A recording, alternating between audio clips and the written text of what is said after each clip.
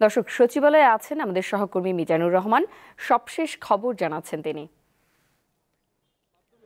মিজান, আগুনের সূত্রপাত কিভাবে কিছু জানতে পেরেছেন কিনা, ফায়ার সার্ভিস কিছু বলেছে কিনা, এই মুহূর্তের পরিস্থিতি আমাদের জানান।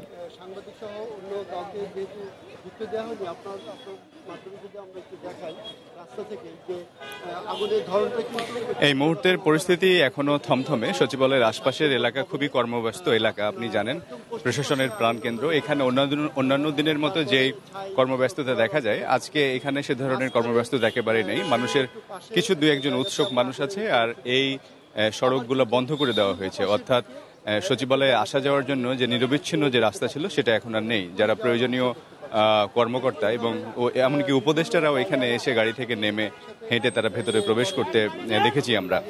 আর উৎসর যে ব্যাপারটা, সেটা নিয়ে সরকারের পক্ষ থেকে বা ফায়ার সার্ভিসের পক্ষ থেকে এখনো আমাদেরকে তেমন কিছু জানানো হয়নি। যদিও ফায়ার সার্ভিসের পক্ষ থেকে বলা হচ্ছিল যে বৈদ্যুতিক ত্রুটি থেকে এই ধরনের আগুন লেগে থাকতে পারে, অনেক সময় তাদের অভিজ্ঞতা থেকে বলেছিলেন তারা। তবে যেহেতু তদন্ত কমিটি গঠন তখনও হয়নি, পরবর্তীতে ঘোষণা দিয়েছিলেন স্বরাষ্ট্রমন্ত্রী, তো তদন্ত কমিটির রিপোর্ট ছাড়া এটা নির্দিষ্ট করে বলা যাবে না যে আসলে কোন কারণে এই আগুনটি লেগেছে। আবার স্বরাষ্ট্রমন্ত্রীর কাছে এরকম একটি প্রশ্নও ছিল যে এটা নাশকতা কিনা, কিংবা এখানে কোনো ষড়যন্ত্র আছে কিনা, সে বিষয়টিও তিনি বলেছেন যে তদন্তের আগে এটা সুনির্দিষ্ট করে বলা কঠিন যে কিভাবে আগুন লাগলো বা কেন লাগলো, এরকম একটা বিষয়। আর আজকে যেহেতু সকাল 9টা থেকে সচিবালয়ে কর্মরত কর্মীরা ভেতরে প্রবেশ করে সাধারণত অন্যান্য দিনের মতো, তবে যেহেতু আজকে চতুর্মুখী যে গেটগুলো ছিল সচিবালয়ে সেগুলো বন্ধ করে দেওয়ার কারণে তাদের ঢুকতে খুব কষ্ট হয়েছে। এবং এই কারণে সচিবালয়ের যে 2 নম্বর গেটটা, মূল গেটটা ধরা হয়, যেখান দিয়ে বিভিন্ন গাড়ি ঢোকে, এবং পাশের যে দর্শনার্থীদের যে প্রবেশের যে গেটটি থাকে, অর্থাৎ সবগুলো গেটই বন্ধ রাখা হয়। এবং অনেকক্ষণ তারা দাঁড়িয়ে থাকার পর আইন শৃঙ্খলা রক্ষাকারী বাহিনীর সদস্যরা সচিবালয়ের 5 নম্বর গেট ওপেন করে দেয় এবং সেখান দিয়ে সচিবালয়ের কর্মীরা ভেতরে প্রবেশ করেন। তবে সচিবালয়ে যারা সংবাদ মাধ্যমের কর্মীরা এখানে নিয়মিত সংবাদ সংগ্রহ করে, তাদেরকেও কিন্তু ভেতরে প্রবেশ করতে দেওয়া হয়নি এখন পর্যন্ত।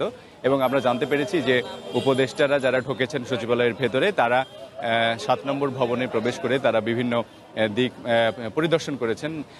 আপনি জানেন যে এই 7 নম্বর ভবনটিতে বেশ কয়েকটা মন্ত্রণালয় আছে, স্থানীয় সরকার মন্ত্রণালয়, যুব ক্রীড়া মন্ত্রণালয়, অর্থ মন্ত্রণালয়।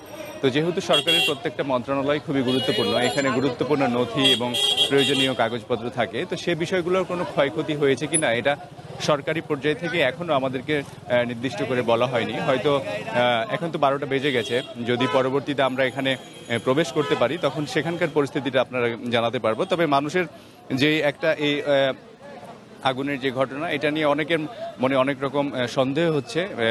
সামাজিক যোগাযোগ মাধ্যমে ওইটা নিয়ে অনেকে লিখছেন, এবং এইখানে যারা ভিড় করেছেন তাদের মনেও কিন্তু এ ধরনের একটা অভিযোগ বলতে শুনেছি অনেককে, যে আসলে কেন লাগলো, কিভাবে লাগলো, বা এরকম একটি গুরুত্বপূর্ণ জায়গায় যেখানে আইন শৃঙ্খলা রক্ষাকারী বাহিনীর সদস্যরা সবসময় টহলে থাকেন, রাতের বেলা তো টহলে থাকেন, এবং এরকম একটা আইন শৃঙ্খলার কড়া নজরদারি থাকে, এরকম একটা জায়গায় আগুন কিভাবে লাগলো, সাধারণ মানুষের মধ্যে এ নিয়েও অনেক প্রশ্ন আছে। তো এই ছিল আমার কাছে সচিবালয়ের সামনে থেকে সর্বশেষ তথ্য।